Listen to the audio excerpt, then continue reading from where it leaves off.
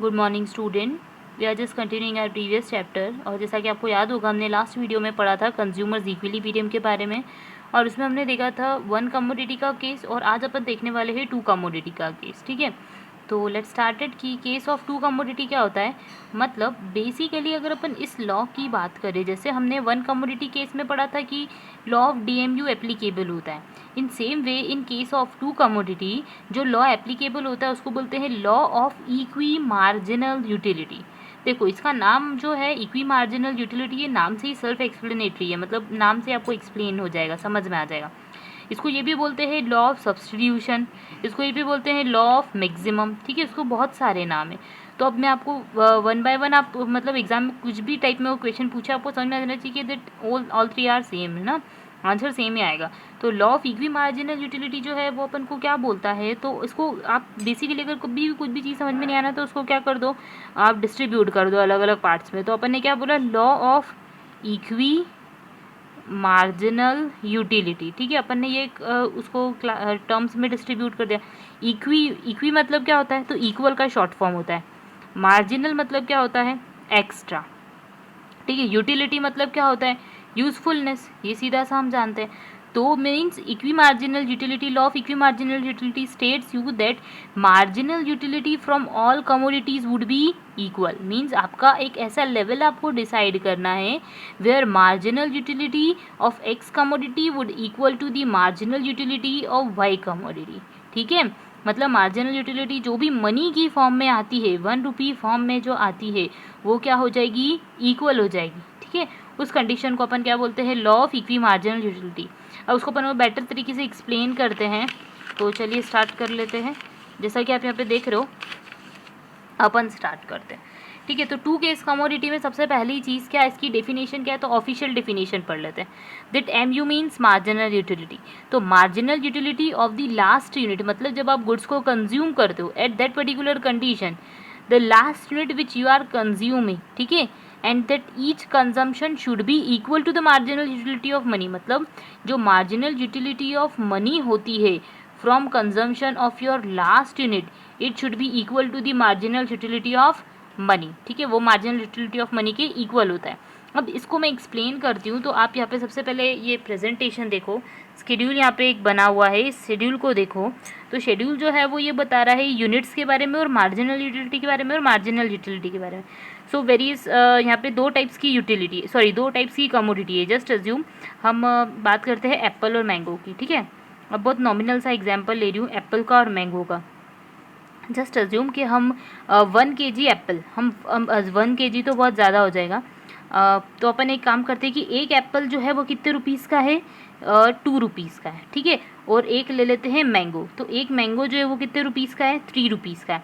ठीक है, तो marginal utility of x, x means I am talking about the Apple. यहाँ पे मैं किसकी बात कर रही हूँ, एप्पल की बात कर रही हूँ, और यहाँ पे मैं बात कर रही हूँ किसकी, मैंगो की मत। ठीक है, तो उस कंडीशन के अंदर, ठीक है, हम क्या की बात कर रहे हैं, एप्पल की और मैंगो की। ठीक है, तो price of good eggs means Apple is rupees 2, मतलब कि एप्पल की जो प्राइस है वो कितनी होती है, 2 रुपीज़ होती है। तो उस कंडीशन में आप इसको डिवाइड करोगे जब 2 से, तो आपको पता पड़ेगा 40 यूनिट्स का आपको एक्स्ट्रा सेटिस्फेक्शन मिला 2 रुपीज़ देने पे। मतलब आपकी मार्जिनल यूटिलिटी पर रुपीज़ कितनी हो गई, 2 हो गई, पर यूनिट कितनी हो गई, 20।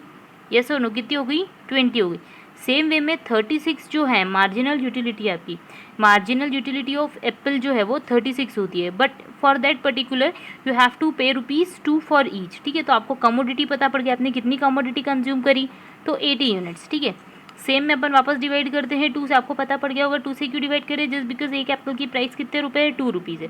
तो हमारा मार्जिनल यूटिलिटी जो है, मार्जिनल सेटिस्फेक्शन वो 40 यूनिट्स का आ रहा है, तो 40 को 2 से डिवाइड किया तो हमको पता पड़ गया कि हमारी कमोडिटी कितनी है, सॉरी यूनिट्स कितनी है, 20।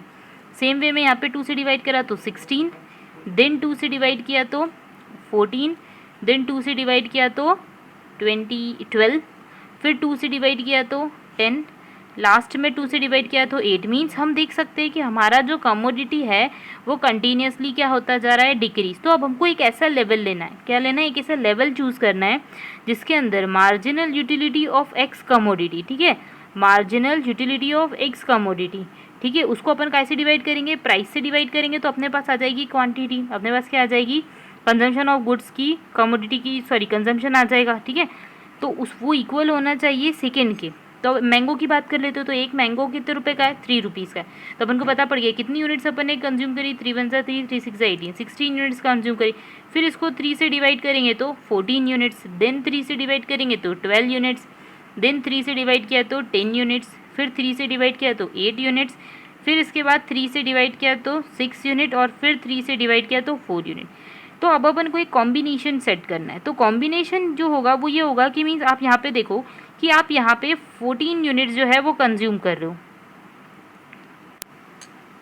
तो हम देख रहे हैं कि जैसे यहाँ पे जो मार्जिनल यूटिलिटी ऑफ मनी है, ये जो अपन ने निकाला है 20, 18, 16 और 24, 14, 12, ये जो हमने डिवाइड करके निकाला है इसको क्या बोलते हैं, मार्जिनल यूटिलिटी ऑफ मनी। क्या बोलेंगे, मार्जिनल यूटिलिटी ऑफ मनी। तो marginal utility of money of commodity X and marginal utility of money of commodity Y, या फिर एप्पल और मैंगो बोल दो आप। एक्स वाई भी ले सकते हो, एप्पल मैंगो भी ले सकते हो। मैंने आपको एक्सप्लेन करने के लिए एप्पल मैंगो लिया है, आप चाहो तो एक्स लो और वाई लो, I don't have any effect with that, ठीक है। आपको उस पर कोई इफेक्ट नहीं पड़ेगा और कोई कॉपी में भी कोई ऐसा कुछ नहीं होता है ना। तो आप मैंगो लो, एप्पल लो, एक्स वाई लो, वन द सेम थिंग।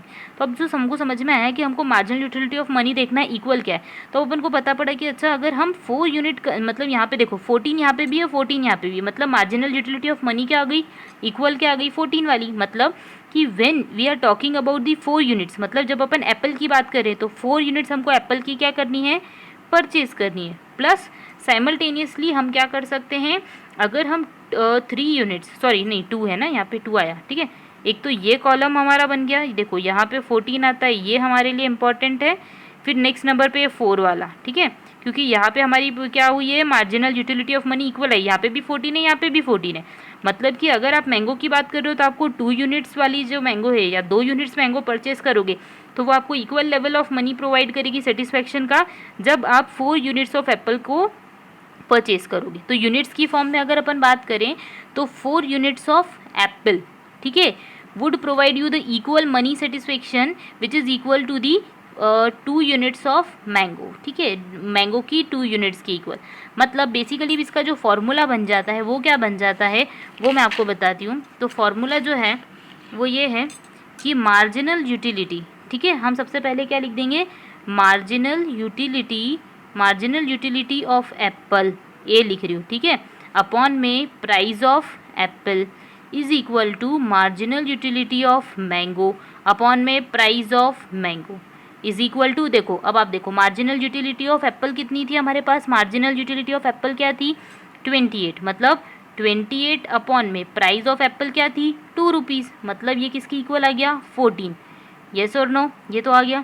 ये इक्वल किस चीज़ के होगा, मार्जिनल यूटिलिटी ऑफ मैंगो। तो मार्जिनल यूटिलिटी ऑफ मैंगो कितनी थी, 42। तो 42 डिवाइडेड बाय 3 इक्वल टू 14, मतलब ये दोनों ये 14 इक्वल होते हैं। तो कब होते हैं, जब हम एप्पल की 3 यूनिट्स बात करते, 4 यूनिट्स की बात करते हैं और मैंगो जो है उसकी 2 यूनिट्स की बात करते हैं। तो इट इज़ द कंडीशन जहाँ पे कंज्यूमर ये सोचेगा कि उसको क्या हो रहा है, मैक्सिमम सेटिस्फेक्शन हो रहा है, ठीक है। तो हमको यही समझ में आता है कि जो मार्जिनल इक्वी मार्जिनल यूटिलिटी का कॉन्सेप्ट जो है वो अपन को ये बताता है that marginal utility of the last unit of each consumption, मतलब हर यूनिट को आप कंज्यूम करोगे उस पर जो लास्ट सेटिस्फेक्शन आपको मिलेगा, या ये बोल सकते हैं कि marginal utility of money is equal, ठीक है, in a case of a commodity when we are talking about 2 और मोर कमोडिटी, या 2 के साथ 3 कमोडिटी भी ले सकते हो, कोई दिक्कत नहीं है, but marginal utility of money should be equal, मतलब इक्वल आना चाहिए लेवल। तो उसको अपन क्या बोलेंगे, हमारे लिए सेटिस्फेक्शन लेवल, या फिर हमारे लिए क्या हो जाएगा, कमोडिटी का इक्वल लेवल आ जाएगा, हमको क्या मिल जाएगा, सेटिस्फेक्शन मिल जाएगा, ठीक है। ये चीज़ आपको समझ में आ गई। तो इसको एक बार रिवाइज करिएगा कि ये कंडीशन हमको कंज्यूमर्स इक्विलिब्रियम के बारे में बताती है जब अपन 2 कमोडिटी की बात करते हैं, marginal utility of money of 1 equal to marginal utility of money 2, ठीक है। ये चीज़ को ध्यान से पढ़िएगा बेटा, 1 केस कमोडिटी और 2 केस कमोडिटी। अपन आगे बहुत सिंपल लास्ट टॉपिक पढ़ने वाले हैं, ठीक है। Thank you.